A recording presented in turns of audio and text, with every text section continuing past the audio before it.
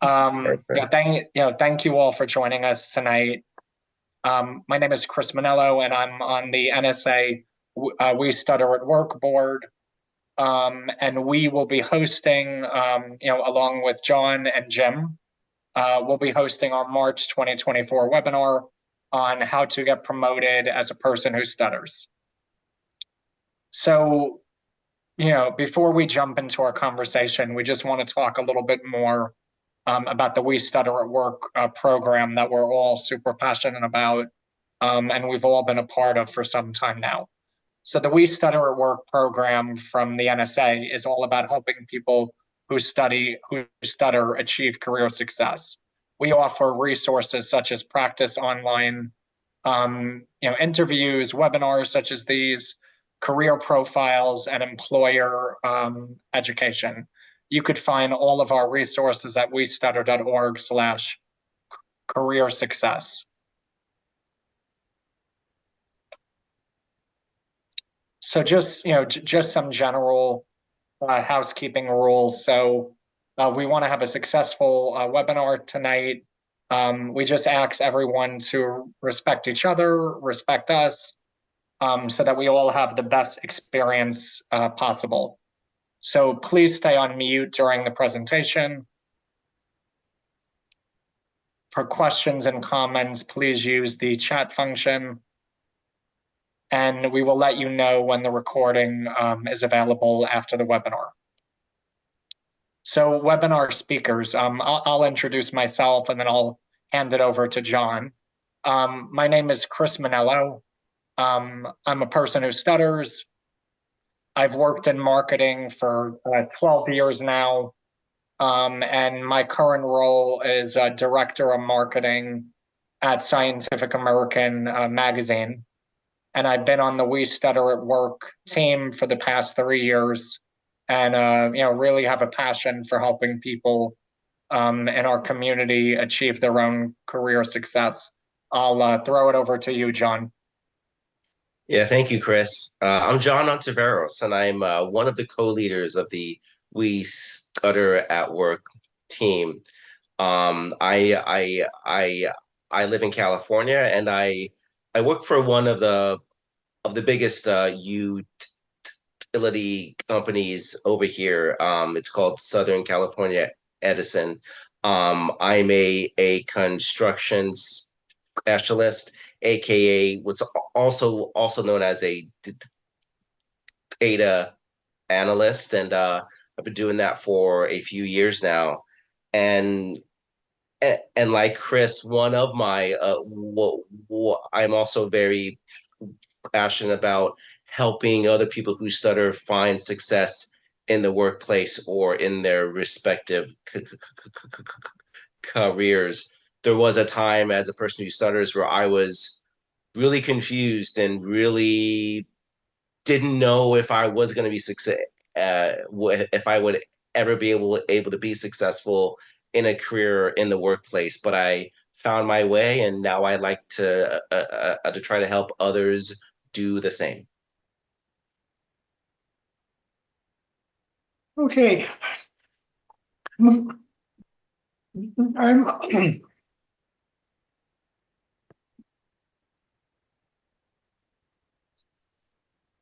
My name is Jim McClure. I'm a person who stutters and just had a record-setting silent block. I've been associated with the National Stuttering Association for about 40 years, which makes me the resident geriatric. I worked in journalism, public relations. I served in the Navy. I was a public relations manager for a large corporation, and after 20 years, I took a buyout and started my own freelance writing and consulting practice for 17 years. I stayed in the Naval Reserve as a public affairs officer and eventually made captain, which was a great deal more rank than I could take seriously. I'm now retired from everything except stuttering, and I live in New Mexico, and I'm still active in the National Stuttering Association.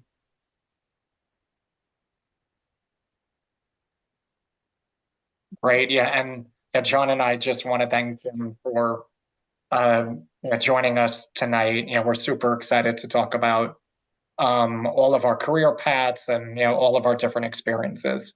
So we're going to have a pretty informal conversation, in this webinar.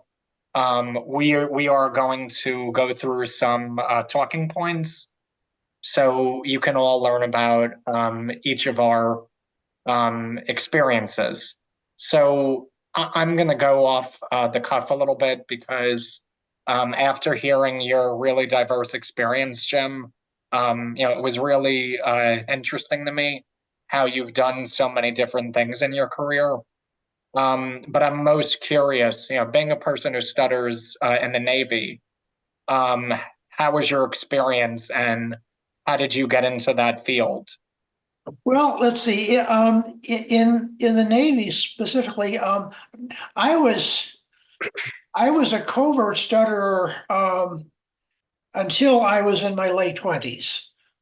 So in in high school, like many people who stutter, I was better at writing than talking. I also sucked at math, so I went into journalism, studied journalism in college. Um, I worked part-time on a newspaper during college and found that I couldn't just sit there and write. I had to answer the phone and interview people and make calls. And I got in the habit of forcing myself into uncomfortable situations, and eventually they became manageable. Um, I joined the Navy out of college, went through officers training. I had I had expected to be a public affairs officer in the Navy because that was close to the journalism I had studied. I took a detour and served a tour as an officer on a minesweeper in the Pacific, and I was still covert. Um, I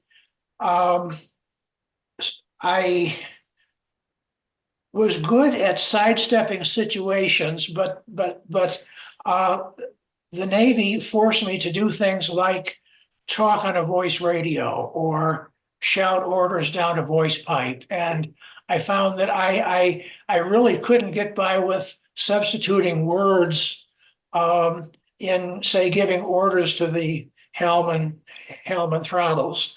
Um, the Navy eventually figured out I had a degree in journalism, and I went from boarding sampans in Vietnam to writing an admiral speeches, which was more hazardous, actually. Um, and then I joined a large telephone company in Chicago. So I was, um,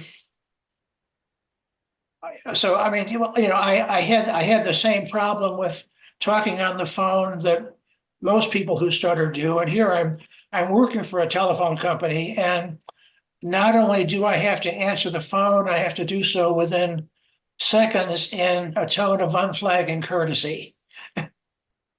Um, and what the turning point for me was that when I was um, about 28, I had a really good boss who took me aside one day and said, you're doing very well, but I think there may be something wrong with your speech. I thought, okay, busted. I've been hiding all these years. Well, my boss set me up with the company psychiatrist who put me in touch with the adult stuttering program at Northwestern. And that was at that time, this was 1970, possibly the best therapy program in the country for adults who stutter. And that that program, now I learned some fluency skills, which were good for a couple of years, but like most of us, the fluency skills tended to be short lived. What that did for me, though, the best part of that therapy was that they had a group session with 10 of us who stuttered and the speech therapists. It was the first time I had ever spoken with somebody else who stuttered about stuttering. And that was huge. That at that time, stuttering self-help hadn't been invented yet. A few years later, I gravitated towards the National Stuttering Association. It was called the National Stuttering Project in those days, and um, and I started getting in the habit of disclosing my stuttering at work. I mean, during my speech therapy, I told my colleagues that I was in speech therapy, and I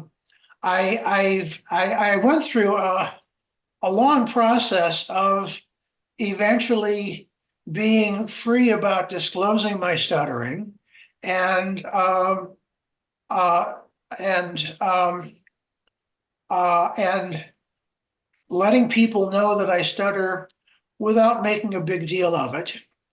Um, it was especially amusing in the Navy because um, I was often disfluent in situations in the Navy.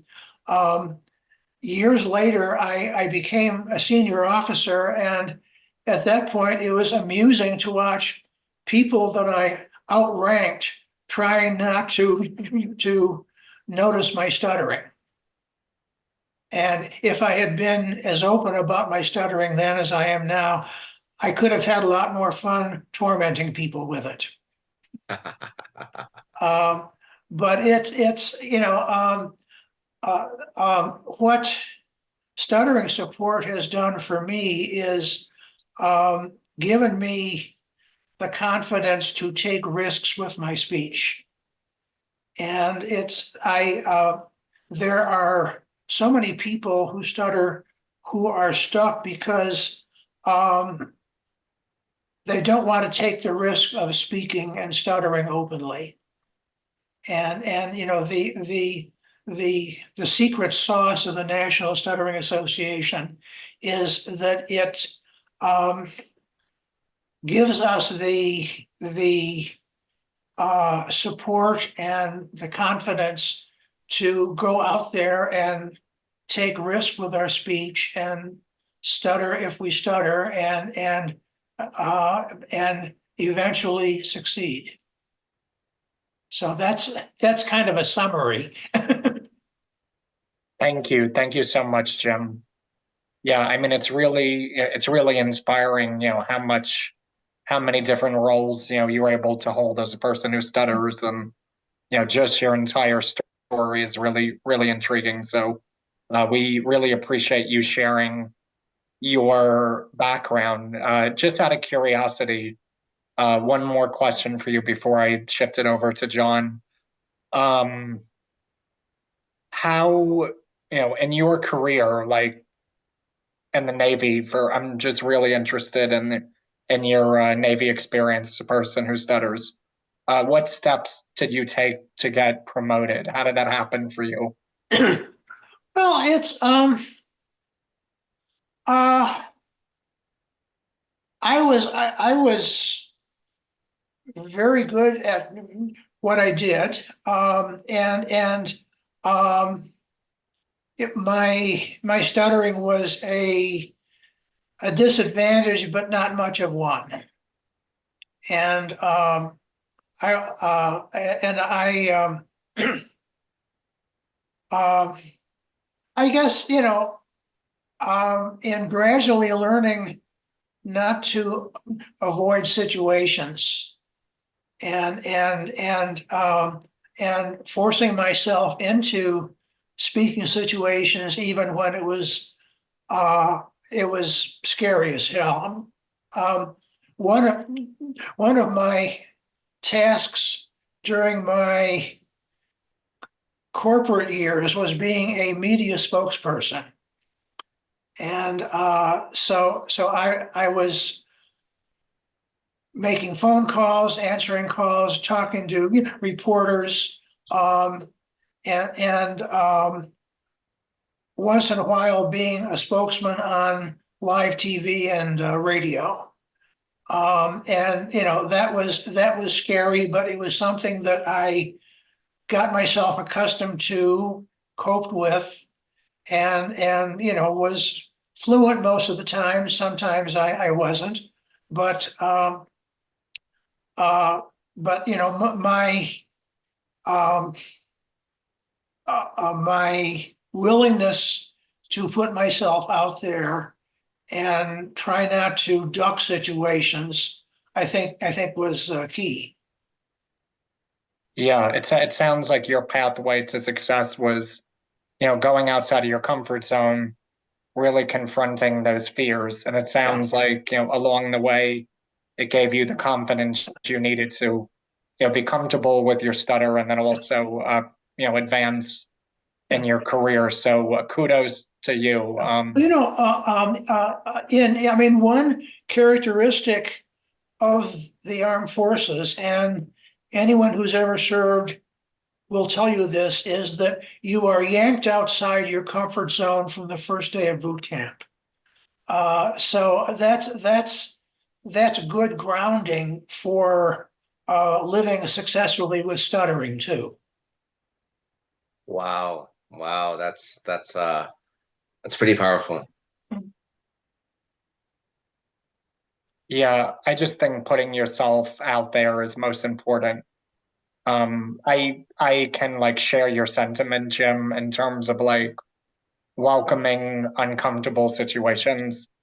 I think it helps you, take away stuttering. I think it just helps you grow as a person in general. Sure. When you put yourself in scary situations and things that you're, not exactly the most comfortable with, it, pushes you, it helps you to grow much more quickly than you typically would if you weren't in those uncomfortable situations. Um, John, do you want to talk to your experience and how you've advanced as a person who stutters? Yeah, sure, absolutely. And Jim, want to thank you for sharing all that. You really touched on some really great points, and I always love to hear about stories of people who stutter who served in the armed forces. That's something I've always been really interested in because so I've never served. I have friends that have, so I don't have any real firsthand experience. But from everything that I've, you know, learned, if you will, about it, it's an intense environment, and you know, hearing about how other people who stuttered navigated that environment because it could be tough. Like it's tough, and the way people interact with each other is tough. And it seems like even if you don't stutter, they'll find something about you to poke at and to try to to get a rise out of you and to try to affect you, right? So anyway, I love hearing stories about how people who stuttered were able to serve in the armed forces. And you mentioned one really great thing that I think is really central to a, a, a lot of people who stutter who want to get promoted and to move up in their field, and that is being willing to take risks. Because honestly, and it depends on the person, it depends on the job in the field and so forth. But if you're a person who stutters, wanting something like a promotion, it's a risk because usually, and not always, of course, but usually, if you are our moving up in a certain job or field, usually that promotion involves you having to talk more in some capacity. Oh, So yeah. if you want to be a manager, so let's just say Yeah. you're eh, eh, entry level, you want to be a manager. Yeah. Well, usually being a manager, you now Oh, have to yes. oversee other people, and you have to talk to them, and and give direction, Mhm. or maybe even have to give talks and presentations and all that. Yeah. So, Yeah. It's and well, yeah.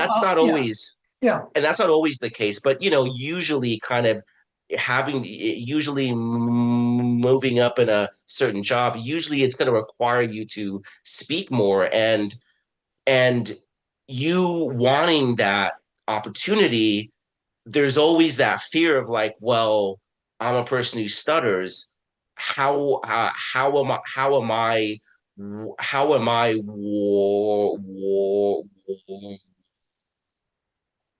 worthy of that? Like use that's something you want, but at the same time, you're also thinking like, well, I want this, but maybe I'm not ready for it, or maybe I'm not going to be as good as somebody else who doesn't stutter. So there's always that fear. So usually there's that fear, and usually that fear is that voice in our own head. So wanting a promotion, wanting to move up, that's a risk, and you're going to have to Sure. take a risk in asking for a promotion, or allowing it to be known that, hey, I would like a promotion. Here's what I've done. I've Mhm. done Yeah. well, in the role that I'm in. So I want this. And there's a popular saying that I actually love, and for a lot of reasons. And, you know, and it goes, closed mouths don't get fed. And speaking up, yeah, Yeah. and speaking up about what you want, and taking those reins into your own hands, and say, yes, I want this. Yes, I want to get promoted. I think that I'm ready to be a manager. I think that I would be a great manager. Yeah. All of that, for a person who stutters, you're taking a risk. So Oh, sure. one of the important things to uh, on the way to getting a promotion is to be willing to take that risk. It's to be willing to open your mouth and speak, to ask for what you want, and to actually you know um sell yourself too, right? Because you're not only speaking up and saying, hey, like, just Yeah. for example, I want to be a manager, but this is why I want to be a manager. This is why I think I'll be good. So Sure. Yeah. I really Yeah. really loved how you had highlighted that. Yeah. And for me, as a person who stutters, that's one thing that I've had to do, because it's rare that the person you work under is going to come to you and say, "Hey, John, I think I think you're ready for a promotion, and I want to move you up." That does happen, and that's happened to me once or twice, Yeah. but more often than not, that's more the exception. Usually, you're gonna have to be the one to speak up and say, "I want to get promoted." So that willingness to take that risk is one of the first things I think a person who stutters has to be okay with doing Oh, in yeah. order in order to move up in their field. Yeah. It's for a number of years, I was a chapter leader in Chicago, and I had at least three guys join my chapter. These were people who had become engineers and programmers, so they wouldn't have to talk. Um, then they were good at what they did, and they got promoted into management, and then joined my chapter. They were suddenly managers and said, well, I better do something about my stuttering. So there were three guys at least who decided to do something about their stuttering because they were new managers and now had to talk more. Yeah, no, no, that's uh, those are good points, and no, uh, and thank you for sharing that as well, Jim. But Chris, I want to pass over to you. I'd love, we got to hear from Jim, and I got to share. So now I'd like to hear from you. What is that one thing that you had to either do, overcome, or yeah, what was that first important step for you that you had to take as a person who stutters in in being able to move up in your career? Sure. So, I've had a lot of the same experiences that you, John, and Jim, mapped out in terms of, having to push myself outside of my comfort zone, taking risks, verbalizing what you want. And I think the other part of verbalizing what you want in terms of a promotion is asking what do I need to do to get that promotion, right? What additional milestones do I have to reach? What additional goals do I have to achieve so I can move up to that next step in my career? So being open and transparent about what you want and what your goals are with your manager and senior leadership in your career, I think is really important. I think something new that we haven't discussed that helped me in my own career progression was always aligning myself with senior leaders. So always looking to the person above me to inspire me, to teach me, to coach me. So every manager I've had in my entire career, I've gone out of my way to have a strong interpersonal bond with that manager, and I've more often than not, asked them, can I attend seminars that you're giving? Can I attend meetings that you're holding? So I can shadow them and get inspired by them and learn from them. And I've done that my entire career, and I plan to do it for the remainder of my career. I think relationship building is really, really crucial in terms of getting promoted because you you need to learn and align yourself with the right people to get that promotion. I think the other thing that stands out, I think, in my own experience is that I've always owned who I am. I've always owned my stutter, and it's been something that set me apart from other people within my company. I think being your genuine self on top of you know building relationships, putting yourself in uncomfortable situations, I think will naturally enable you to grow and progress in your own career. Those are great points. Those are really great points, especially what you mentioned about relationship building. Um, I think that's I think that is one of the key things to that has to be done in order to progress in your field. However, I want to ask you though, it's like what would you say, or what would you have to share about if they're as people who stutter, I feel like sometimes, and actually in the past I'd felt this way. Like I would see other people at work and talk to people, right? Like at events or at work events or at hiring fairs, even stuff like that. And I'm thinking like, if only I were fluent, I could do what they're doing. If only I were fluent, I could be really good at networking, talking to people, or or maybe even not in those specific instances, but you know what?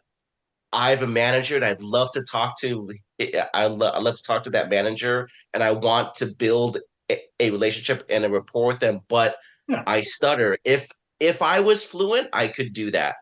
What would you say to people who stutter, who have those thoughts and who have those reservations about maybe them not being able to network or to build relationships as well because of their stutter? Yeah, that's a great question.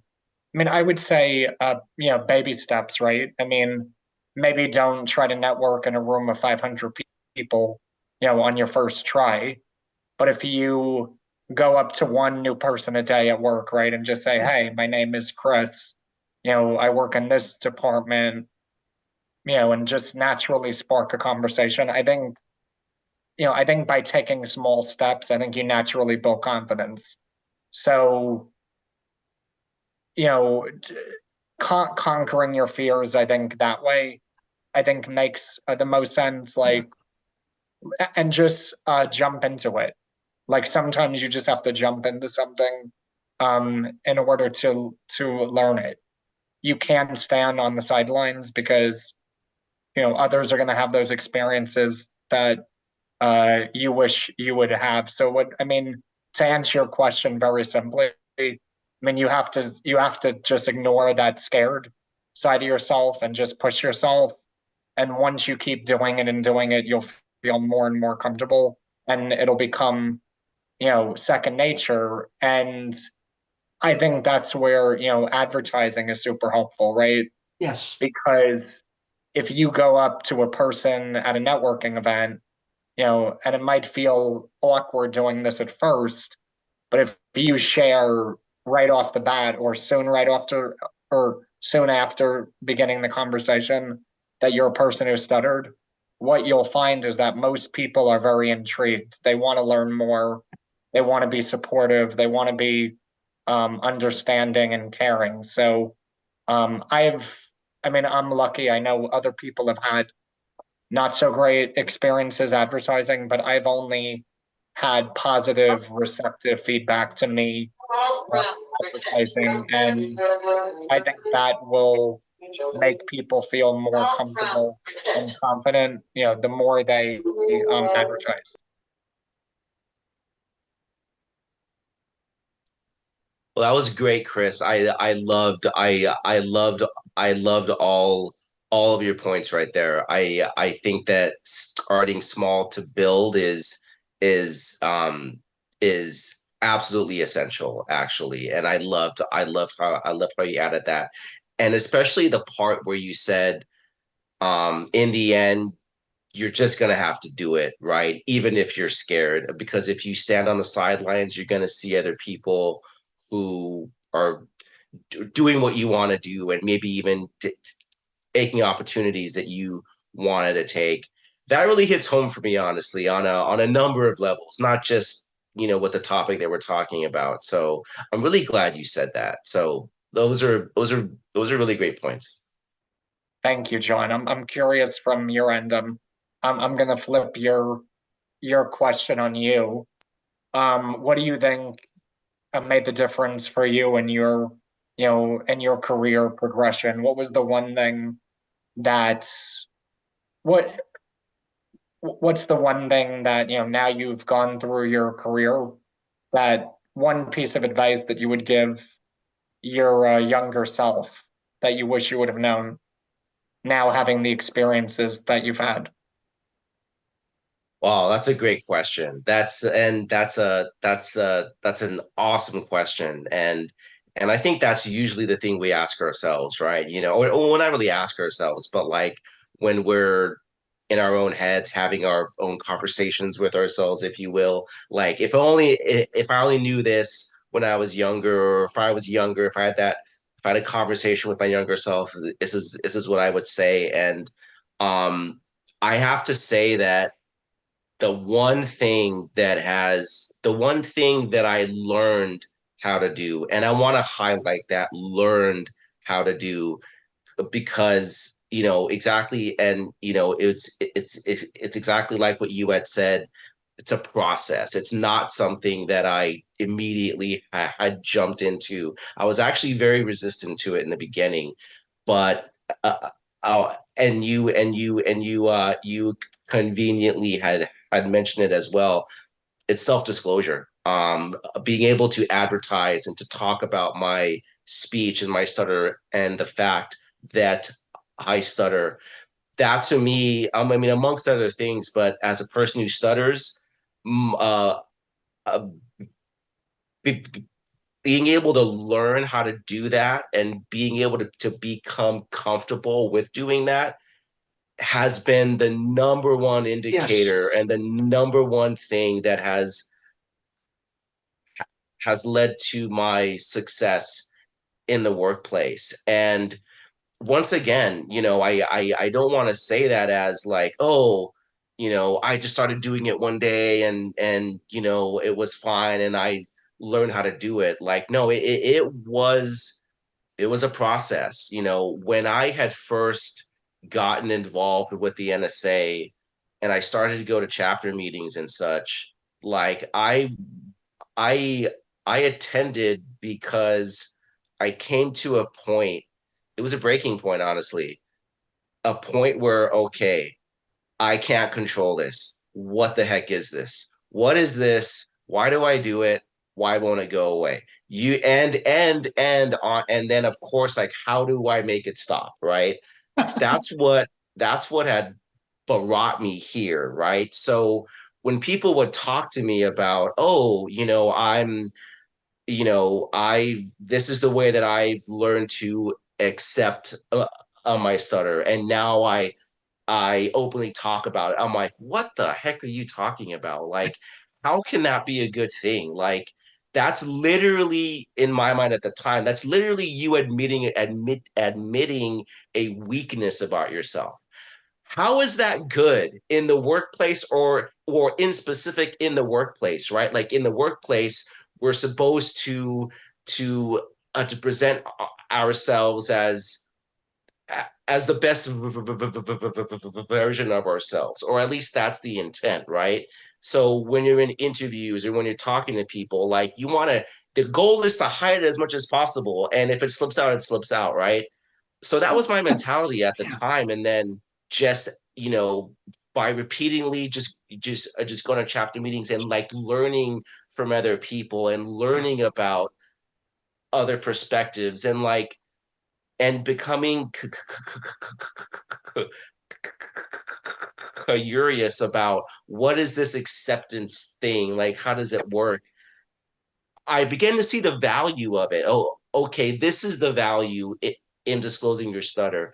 It lets people know what is going on. Like it it allows them to it allows them to see that you have a level of self confidence and comfort because it takes that, or at least that's what you portray, as long as you're not disclosing Yeah. in a shameful way or trying to apologize, right? As long as you avoid that, the simple act of you saying to somebody else, I stutter, blah blah blah blah blah, that's showing somebody that, hey, this person has a sense of confidence about them, this person is okay with it, so therefore I can be okay with it too. Okay. And when I learned how to do it, and once again, it took practice. It did not happen overnight. And honestly, like it's kind of still hard to do it today. Like I'm a lot better with it now, but it's still a challenge sometimes. Yeah. But when I learned that it was okay to talk about your stutter, that it was Oh, okay yeah. to tell people that you stutter, it made all of the difference for me. It's because now by me being able to do that, now it could allow other people to see past it. Okay, Yeah. now I know what's going on. It's not because he's Yeah. nervous, unconfident, anxious, blah, blah, blah, all of the usual things that all of the stereotypical the typical things that people think about sometimes about people who stutter. No, it's an actual it's a condition, right? So now they know that. So now they can see past that and they can see my work or what I'm doing at work or how well I'm doing at work. They can see my willingness to speak up, even though I have a stutter. That's confidence right there. He's willing to ask questions. He's willing to speak up.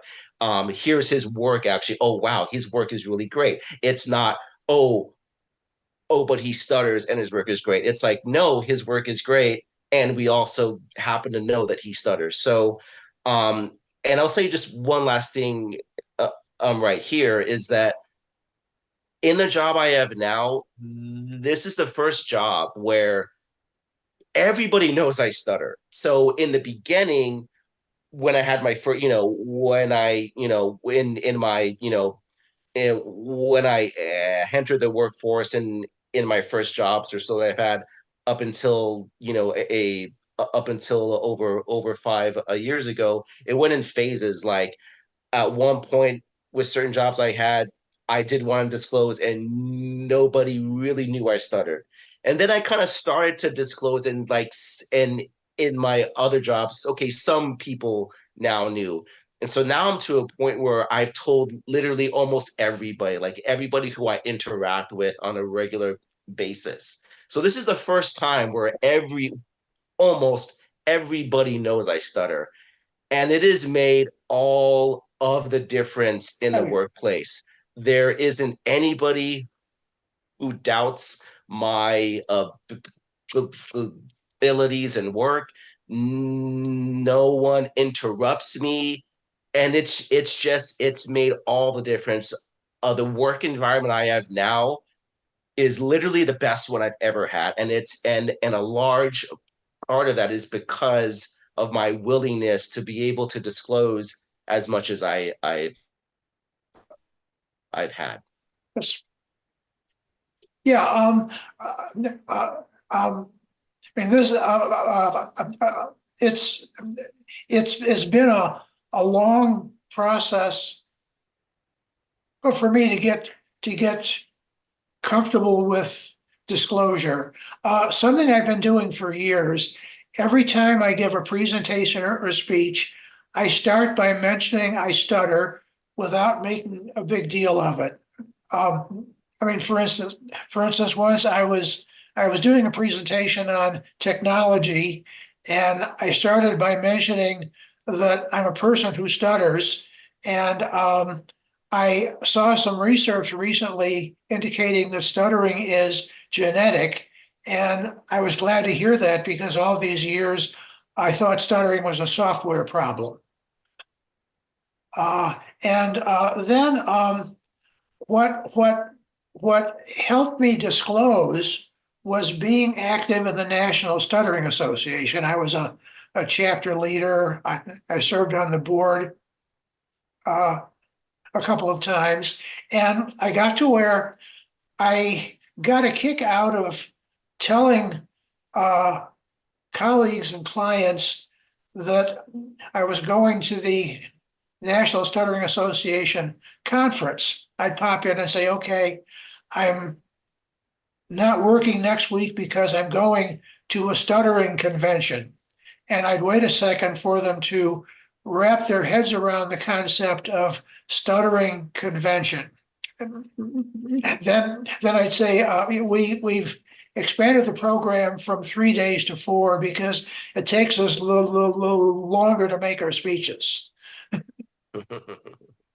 And it's um, and um, if I'm doing a presentation, disclosing I stutter at the start does it's partly for the benefit of my audience so that if I have a block, they'll know what's happening. It's mostly for my benefit because if I tell people up front that I stutter, then there won't be pressure on me to speak, to hide my stutter, or to speak or to speak perfectly fluently. And I find that if I disclose up front that I stutter, I usually wind up stuttering less because I've brought my tension down by getting off the hook for trying to hide it. I love how you said that. I love how you just mentioned that it's not only for my audience, but also it's mainly for me. Oh, And I yes. hear you. And I totally that really speaks to me. And I really and I that's yeah, that's exactly the case with me. And not only are you letting your audience know hey, this is what's going on, right? But in our minds sometimes when we're in a situation like that where when we are giving speech or presentation or maybe even just speaking to a manager, like an event where we sometimes like to put the pressure on ourselves. Hey, don't stutter, you're in front of an audience, don't stutter, you're talking to a manager, don't stutter.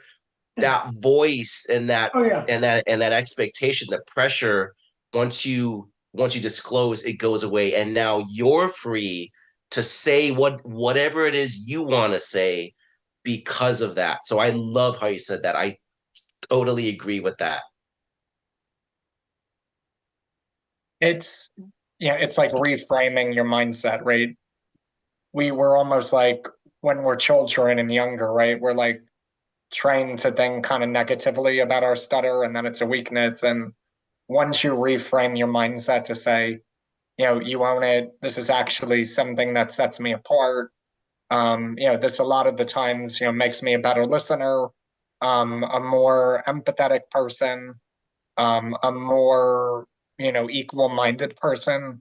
It really changes your viewpoint, but it also changes how others view you as well. So I think that owning your stutter, is almost something that kind of help you get promoted because it shows, that you're confident. It shows that you're open and transparent, and you're putting it all out there. And it automatically earns you respect. So yeah, everything that John and Jim said, I think we've all had, even though we've worked in different fields and we've had different jobs, I think the foundation that we're talking about is all the same, which is pushing yourself outside of your comfort zone, owning your stutter, advertise as much as you can, but first take baby steps. And the NSA is a really powerful community because it just shows you that you're not alone. There's other people that stutter, and there's also other people that stutter that are happy and successful in their lives. So it's a really good feeling to be a member of this community. So Chris, yeah, so Chris, I want to ask you a question actually, and then Jim actually, I'd love to hear from you, and then I think we can move into audience Q&A. So for those of you out there who have something to add or have a question for either me, Jim or Chris or all three of us, please keep that in mind because we're getting there eventually. But Chris, I want to ask you one of the questions you have here. How has getting promoted impacted your feelings about stuttering? Sure. So I'm definitely going to answer your question. I think it would be helpful just to give a little bit more context. I feel like I didn't share too much about my path and my interaction, with the NSA and sort of my road to becoming a more confident person who stutters. So I graduated college and I had a really hard time scoring a job in New York City. I wasn't confident. I was really afraid. I didn't speak to a lot of people. I was very, very, very quiet when I first graduated college. and I couldn't get a job for like 2 years. So I found a speech therapist in New York City, and she introduced me to the NSA. And similar to John, I took me a while to wrap my head around. Wow, if I accept it, I'll actually, one, I'll be happier. Two, I'll be much more comfortable with my stutter. And after about a year of going to chapter meetings, it really changed my life. I was much happier. I was much more confident. And I was able to score my first job in marketing. And since then, I think getting promoted, um, several times at this point has given me more and more confidence. I don't think about my stutter as a weakness. I think about it as something that sets me apart. When it happens, I'm not as hard on myself. I'm not as, negative. Like if I stutter, in front of a group of colleagues, I don't even really worry about it anymore because I know that I'm comfortable and confident in myself. And I think, owning yourself, also helps your own personal brand as well. Like I feel like I'm in my field, I'm building my own personal brand, personal relationships, just being who I am.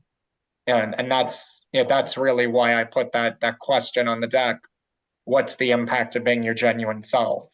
The impact for me of being my genuine self is that I've been able to get promoted close to 5 or 6 times now, and I've had I have really good relationships, and I'm just so much happier. I feel at peace. I don't really feel negatively about my stutter anymore, and it's really opened so many doors. Not only in my career but personally.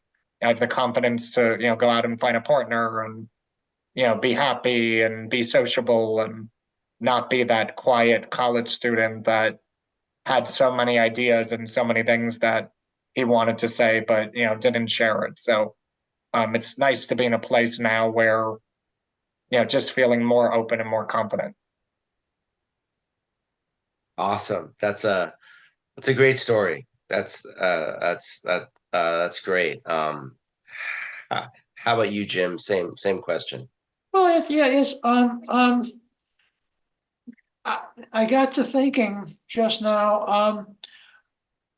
Most of us grow up being ashamed of ourselves and ashamed of our stuttering. I mean, when I first went into speech therapy, hearing somebody else stutter um, gave me the willies because I was ashamed of, of my stuttering.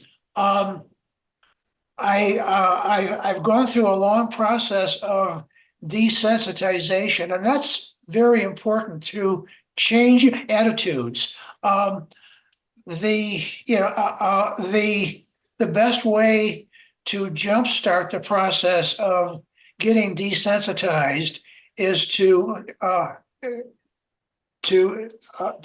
spend a few days at the national conference, because that is like being on a stuttering planet.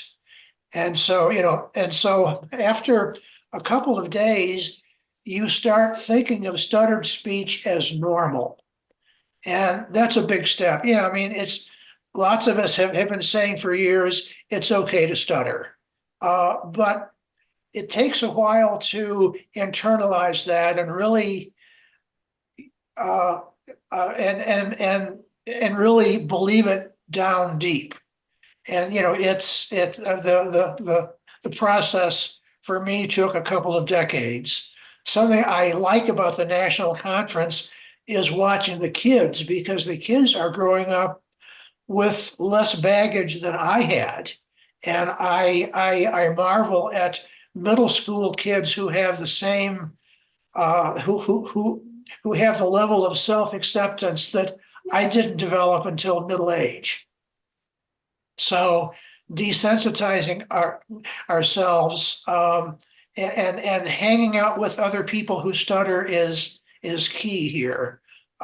Is central to living successfully with stuttering. That's very well said, Jim, and timely as we're approaching our upcoming annual conference this year in July.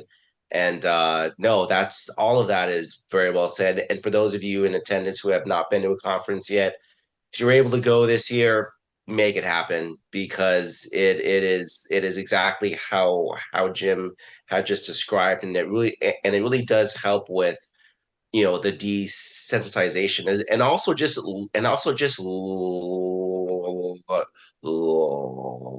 learning from other people who stutter. Um, and I'll share just real quick because I kind of wanted to chime in to answer that question, and I'll make it quick as I do want us to get to the audience here. But one of the things that that getting promoted has done for me in how I view my speeches. It helps to disprove the uh,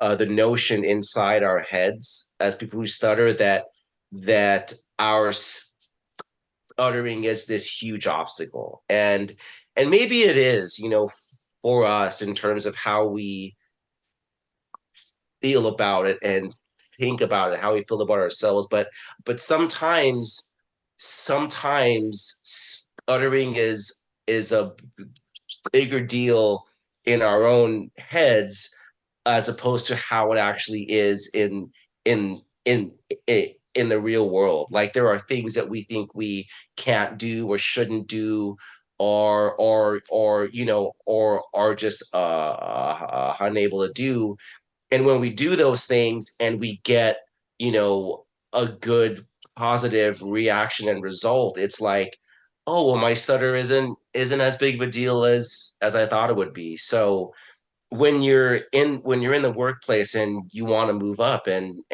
you're thinking, oh, I want to move up, but am I going to be able to? I mean, I stutter and I'm going to have to talk to people more and do this and this.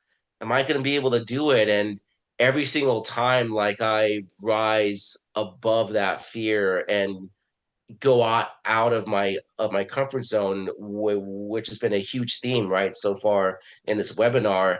It helps to reinforce the truth that a lot of the time I make stuttering up to be a bigger deal in my own mind than it actually is in reality. So my take on that. And yeah, I think we can go to Q&A. So Pam's on hand to help out with the chat. So is there anything in the chat that stands out, or should we go to the audience to see who would like to come off mute to ask a question? Yeah, go to the audience. Okay, great. So yeah, if anybody has a question and would like to come off mute now to ask it, or to maybe even just share a thought or an idea or something like that, then please go ahead.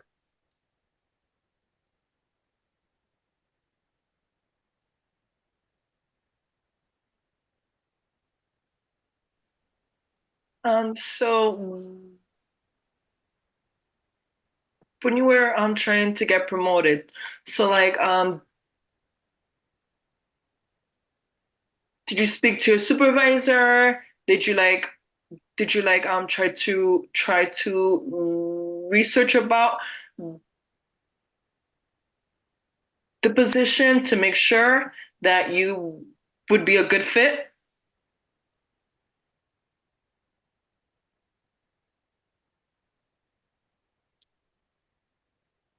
Do you want me to I take that one, John?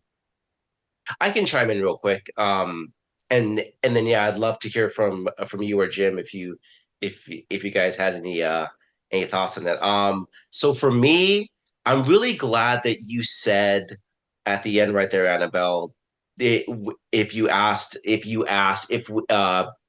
know if we did any research into it, because that I think is really important. It's important to know what you're getting into, right? Maybe being a supervisor or a manager or whatever the position is that's above you that you want to get to. Maybe it seems like a great thing, right? Like maybe it seems like a thing you want to do, but honestly, stopping it, uh, taking a pause, if you will, to and to actually do research into like what are the actual responsibilities, what is expected of you, right? I think that's very important, and that is usually what I do now in the company that I work with or work in. In the company that I work in now, it's a large company, so there's a lot of different groups and departments and stuff like that. So if you want to move around or move up, it's very important in my opinion to know what you're getting into. How's the work like? What are the obstacles? How much time are you expected to put in a given a week? Is it a salary position? If it's salary, then you're probably gonna have to work more than the standard 40 hours that you might work, all of that. And then from there, for me, it's, and I'll go back to the saying I shared earlier. Closed mouths don't get fed. So you have to speak up, and for me, usually it's, I always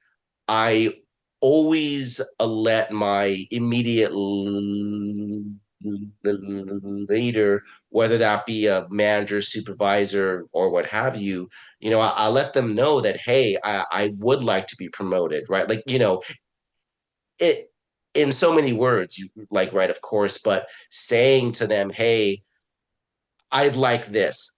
This is what I would like. I'm interested in this position, and this is why I think I'm ready. Like I've learned this, I've done this, and this is what I, this is what I think I bring to the table, and this is what I want. So really, just speaking up, and whether that's speaking up within it, if you're part of a team, speaking up within that team, or if you have, a a leader or someone that's above you, to let them know, like, hey, or or this is or this is how I word it too. Like, I would usually say, hey, if there are any if there are any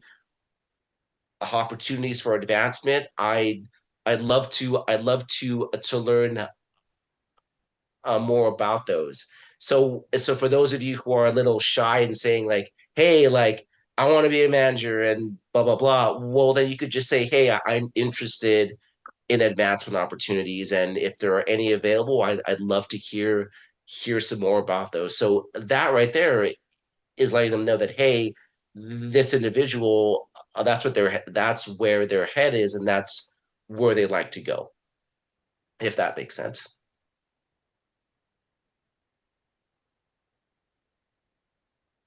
Is there anything you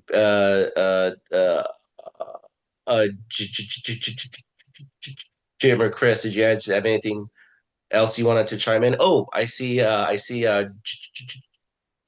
John Moore's hand is raised, so maybe we can go to him. Hey y'all, I popped in late, so it's all good. So I know y'all have talked about a whole bunch of stuff, and I might put into some different terms what has been talked about. But getting promoted isn't easy for anybody. More difficult for a person who stutters, certainly, as the obviously y'all have talked about those issues. I've always found it best to have a champion at work.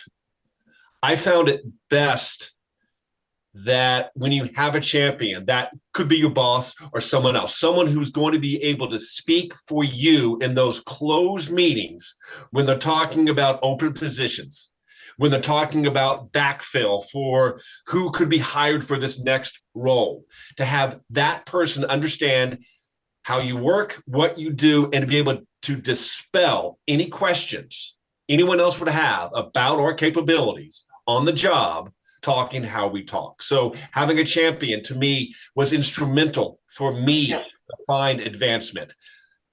Maybe not a champion, but a mentor.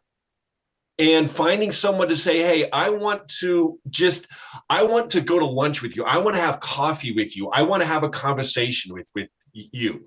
And to begin to make that happen, because the champion or the mentor is going to be someone that's going to be able to speak on your behalf when you might not have the opportunity to speak. But there are so many closed room conversations that occur about talent within a company, and you need a champion to say, just because it takes them a little longer to talk, let me tell you how good this person is in Excel. No one else on my team can do a pivot table. This guy can do pivot tables out the wazoo. Or you're going like, wait a minute, there is not one person who is more knowledgeable about AI than this person right here.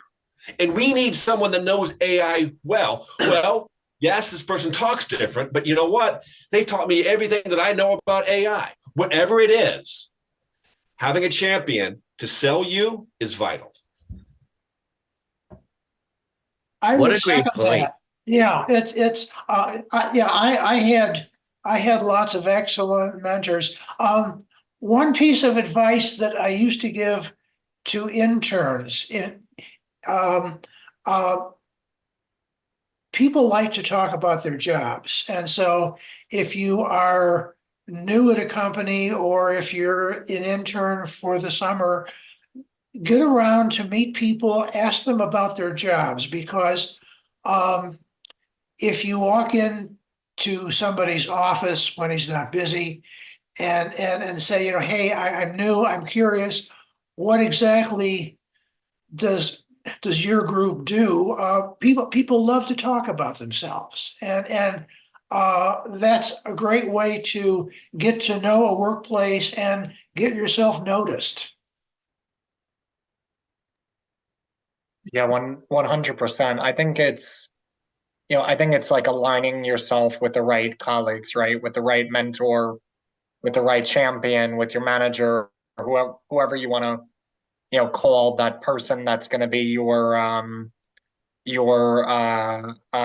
advocate in those, upper management meetings. The only thing I wanted to add to Annabelle's question, in terms of like how do you think about, getting promoted, right? I have a pretty simple formula that I use, but it also depends, right? Sometimes there's a clear job path for advancement, sometimes it's unclear. Sometimes you might want a job that's not actually currently in existence, or sometimes you want a promotion for an open role. So there's a ton of different variables, but the simple formula that I think about is I go directly to the hiring manager, and ask, two questions. What are the milestones you need me to achieve in order for me to get this promotion? And in marketing, it's typically around revenue. How much growth do you need me to generate year over year to promote me to chief marketing officer, for example? What goals do you need me to achieve? What sort of team improvements, process improvements, vendor improvements? There's so many different, components that go into a promotion. But like John had mentioned before, you are very lucky if you have a manager that approaches you with a promotion. Most times you have to sell yourself. You have to, advocate for yourself. So the easiest way to start that conversation is by telling your manager, what you aspire to be, and then also ask, how do I get there? What do you need from me to allow me to go into that next role? Yeah, yeah. Really well said, Chris. And thank you, John, for chiming in with that, because that was an important aspect and point to share. We did talk a lot about, networking, speaking up, you know, and voicing your desires and stuff. But having allies to talk to you behind closed doors, as you put it, that's a very good point. Because honestly, I mean, that's a very good point because usually these types of things, who do we choose? Who do we move up? Who do we give this opportunity to? A lot of those things do happen in closed doors, right? They do happen without us being in the room in the room and such. So that was very well said, and thank you for sharing that. Yeah, thank you. All right, I think we've come to an end here. So did we want to e- end the webinar now, Chris, or what are you thinking? Yeah, we can end now. Unless there's any other questions, I think we can close at this point.